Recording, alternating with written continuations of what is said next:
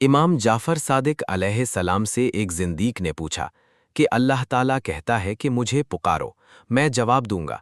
हालांकि हम देखते हैं कि बहुत से मुज़दर और बेकरार लोग खुदा को पुकारते हैं और जवाब नहीं आता, और उसके मुती लोग खुदा से मदद और नुसरत चाहते हैं और खुदा उनकी नुसरत नहीं करता।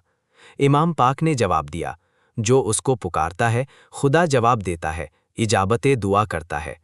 लेकिन हाँ, जालिम की दुआ रद्द कर दी जाती है जब तक वो तौबा न करे, और वो लोग जो उसके मुती हैं और हक पर हैं, जब वो दुआ करते हैं तो उनकी दुआ कबूल होती है, और बला उनसे इस तरह दूर हो जाती है कि उन्हें इसके दूर होने का इल्म नहीं होता, या उस दिन के लिए उसके वास्ते सवाब का ज़ख़ीरा हो जाता है कि जिस दिन उसको उसकी हाजत होगी।